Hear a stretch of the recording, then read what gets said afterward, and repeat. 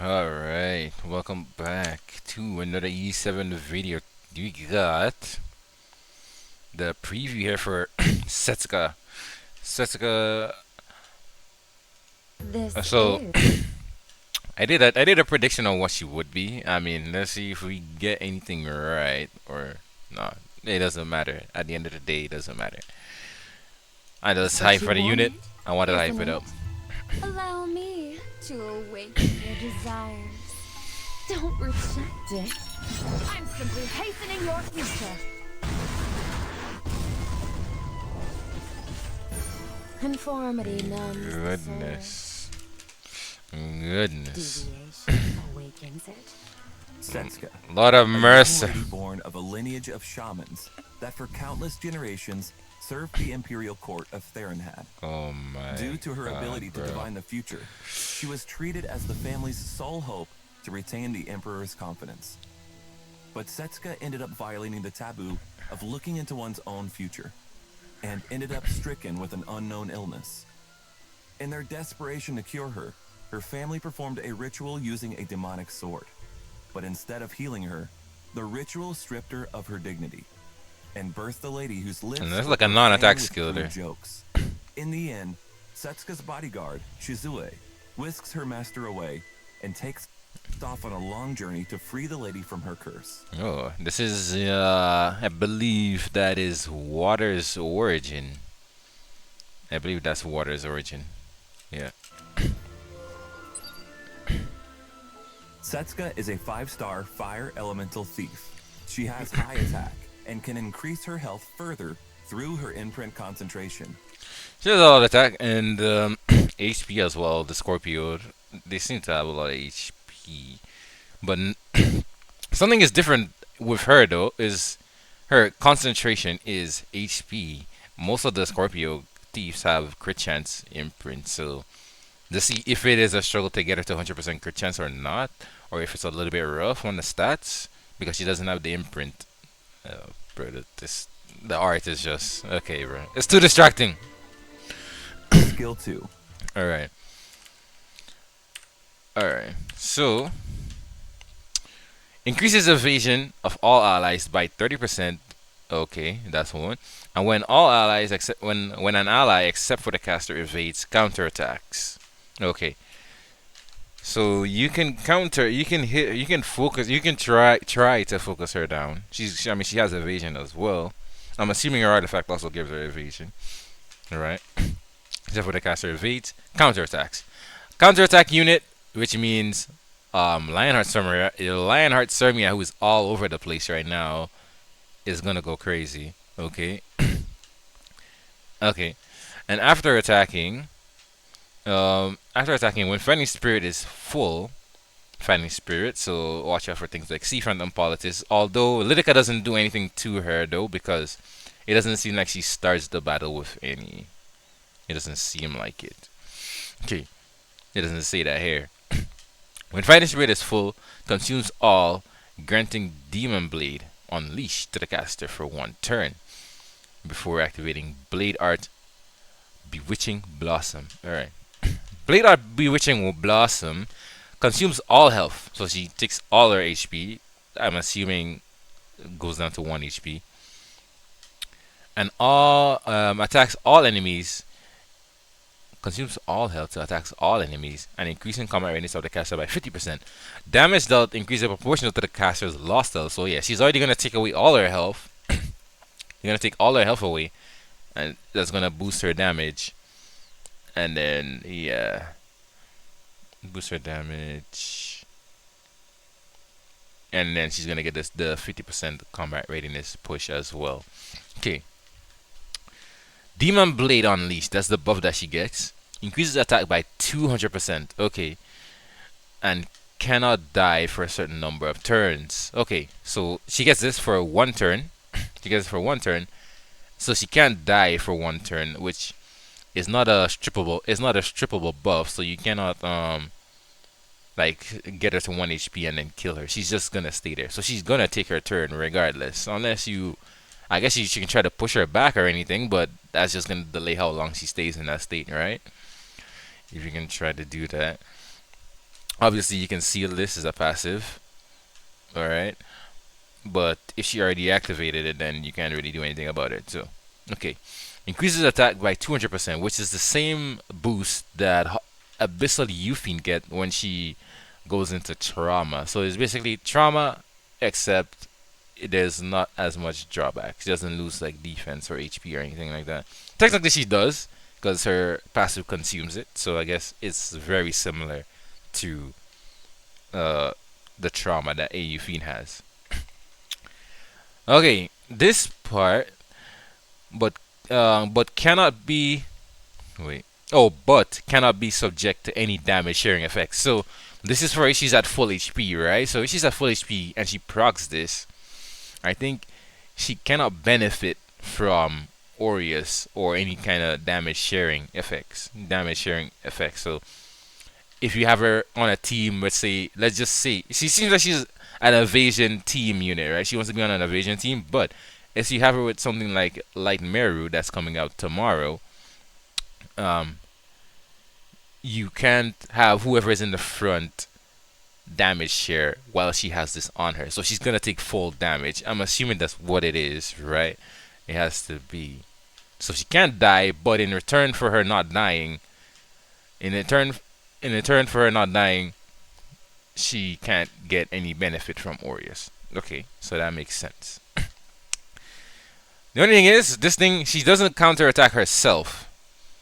So, she doesn't counterattack herself. So, you can focus her down. You can try to. I mean, she's an evasion unit, so focusing her down. And she has a lot of HP. And this is based on lost cells, so I'm assuming she's HP scaling. So, if she's HP scaling, then yeah, good work, good luck focusing her down while the team chunks at you. Okay, this seems like a good skill. Now, if you put this with other evasion units, uh, it's not quite 100%. I think it's gonna take you if you have, let's say, a Rylet. You have a Rylet, and he has an evasion artifact, which usually gives like 20% evasion. Then it's gonna go up to, I think it's gonna be like around 78 to 80. I just rounded up to 80. I think it's like 80% evasion, alright, with her and them, because I don't think evasion is additive. I need to confirm that, but I don't think evasion is additive, right? Multiplicative, or else you would have insane combos out there. If it is additive, then it's way better than I'm thinking, but I think it's multiplicative, so it's gonna be like around 80% evasion. Okay, for every evasion unit on your team, except for her. Actually, she doesn't give. She does, except for her, because she doesn't have the 50% innate evasion that other people have. Okay, so there. All right. So let's see. Awesome. Upon using Blade Art, Bewitching Blossom, consume. Oh, she countered the Rena there Blade for. Art, Bewitching Blossom. Upon using. So she does the counter part of her passive there. Blade Art. The FCC actually has now around 40-ish, maybe around 40 evasion. She evaded the Renak though. Art, Probably around there. Bewitching Blossom.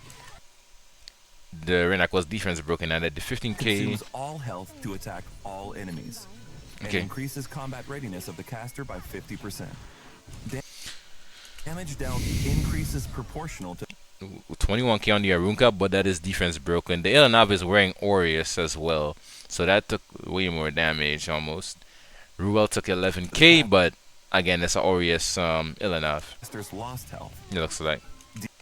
Okay. Demon Blade Unleashed is a unique effect that increases attack by 200%. And throughout the duration, the bearer cannot trigger damage sharing effects, but will not die. Mm. Okay, yeah. So I think it is that she doesn't get benefits from Aureus, right? Dispels all buffs from all enemies before inflicting Beguile.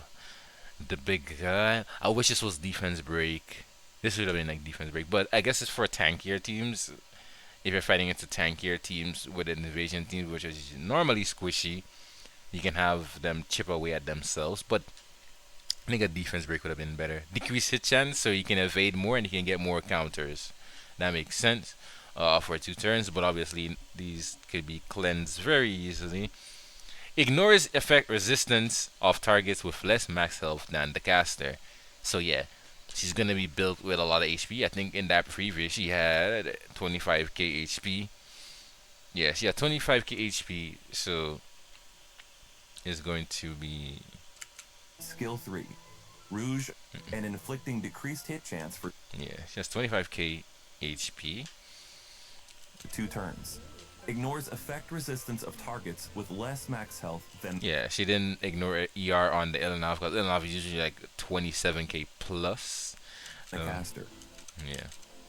Skill 1. Horizontal slash. Okay, horizontal slash attacks the enemy with a sword and absorbs some of the damage dealt as health. Damage dealt increases proportional to the caster's max health. Let's see. Damage dealt increases proportional to the caster's max health. When She soul 10 burns soul here. is consumed, increases She soul burned into 13k only. And that the multiplier on the skill 1 might be a little bit low, but I'm thinking they're trying to make up for the fact that she almost has a guaranteed counter every time somebody on her team gets it. Assuming she's on an evasion team, right? So she gets countered every time. So they're trying to make up for that with a lower multiplier, maybe. The Soulburn, still, even the Soulburn damage doesn't seem that great, but Ruel does have a lot of defense. Ruel does have like a lot of one of the highest defense in the game, so we have to see how it performs against just regular units. damage And dealt. she does also have the Indomitable on her as well, so it probably would have hit way harder than that. Setsuka's artifact Artifact. Okay, increases evasion by 20%, and after counter-attacking, when the target is still alive, so she does have evasion, when the target is still alive, has a 20% chance, I think that goes up to 30% chance to activate a basic skill once more. So it's like Dust Devil with a higher activation chance, but only on counter-attacks, but it doesn't have a turn limit. It doesn't have a turn limit. Okay.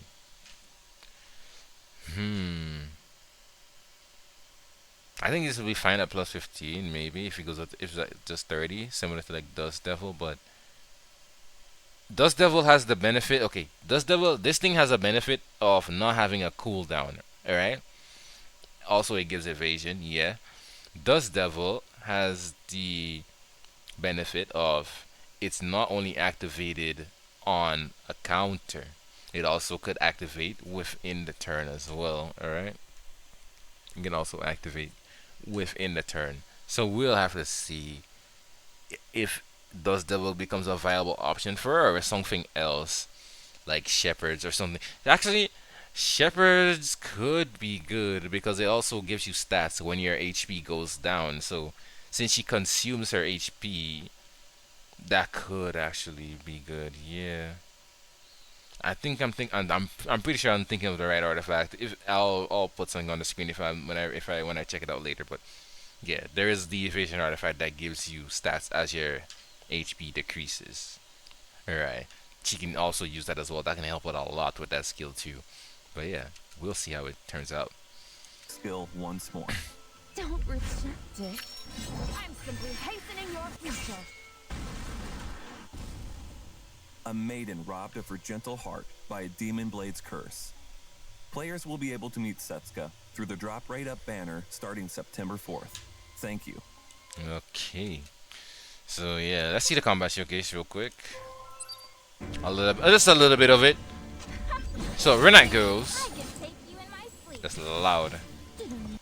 She counters here for 3,000 damage, but she had a barrier. Wait, she had a barrier from Prot set, and this is a Aureus Ilanov. Okay. I can take you in my sleep. Yeah. So this would have done. I think this would have done around maybe 6 or 7k, maybe Turning to cowardly tricks. maybe 7k, maybe 70k. Depends.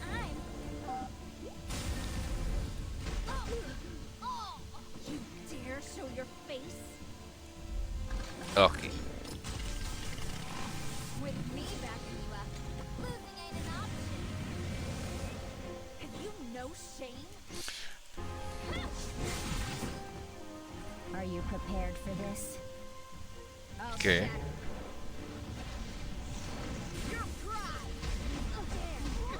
Barunka's gonna get pushed up. Oh, Elenav actually cut the Barunka, which is crazy. We can secure our victory.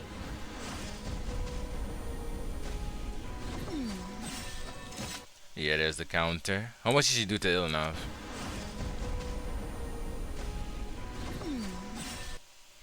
4K. Did she have the barrier on still? No, FCC stripped the barrier.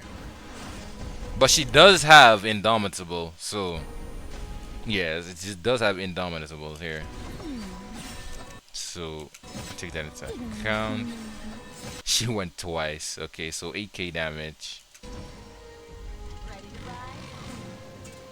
I'ma leave you biting the dust. It doesn't look like her S1 is giving her that much fighting spirit though. She's not even halfway there, and she already went like she went on the Renak turn. She went on the Ilanav turn twice, and then yeah, I didn't pay attention to how much fighting spirit she was getting from each skill. Ready to ride? I'ma leave you biting the dust. Just wait and see. Yeah, it looks like it's like 10 to 20 maybe. Maybe I think it's 10. I smell cowards.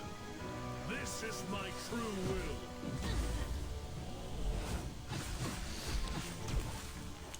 Defense broke the Arunka. I don't know if that's gonna happen actually, but hey. Let's see what you got.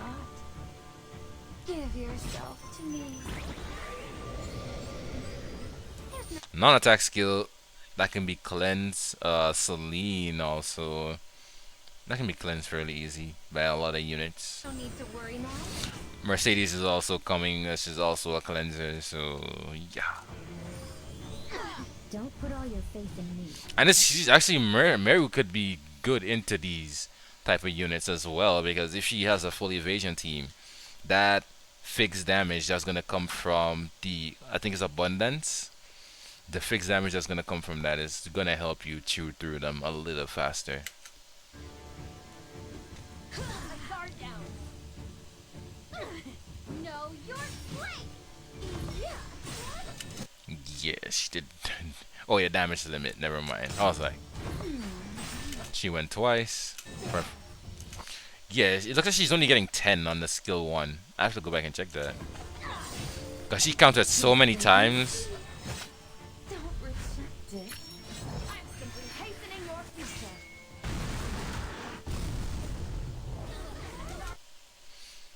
Renak took 4,000 damage. She has the damage limit though. Ilanov took 21k, 21, 11. Again, it's an Aureus Ilanov. Soul burn, 13k. Will you test yourself against me? The Ruel didn't cut. That's crazy. You dare. Need someone to ride with? It would have been so good if instead of the Beguile, it was a defense break. Because if she gets the chance to come up and if she presses that S3 into a defense break into her skill 2, let's say she gets enough fighting spirit from the skill 3, it would be amazing. But they went with Beguile instead. I think defense break would have been better than the Beguile. It will help you deal with things like Arunka as well. May warm light reach the depths of your heart. Shall we go to the land steeped in death? Like, don't get me wrong, the Beguile is good. Like, if they don't have like a good cleanser and they have like a bunch of tanky units on their team, they could just keep proccing themselves together, proccing the Beguiles and just eating away at their team. But I think a defense break would have been something you can take immediate advantage of. But we'll see. Only the rest to you. The Ruel got provoked. That's crazy. Show me Anyway. your skills. Let's see what you got.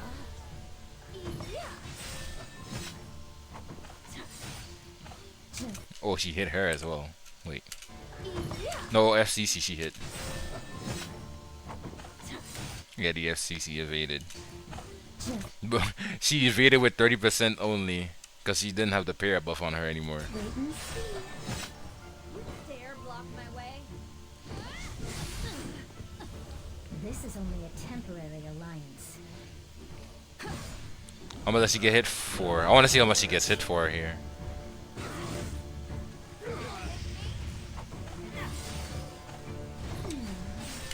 Get hit for 10k.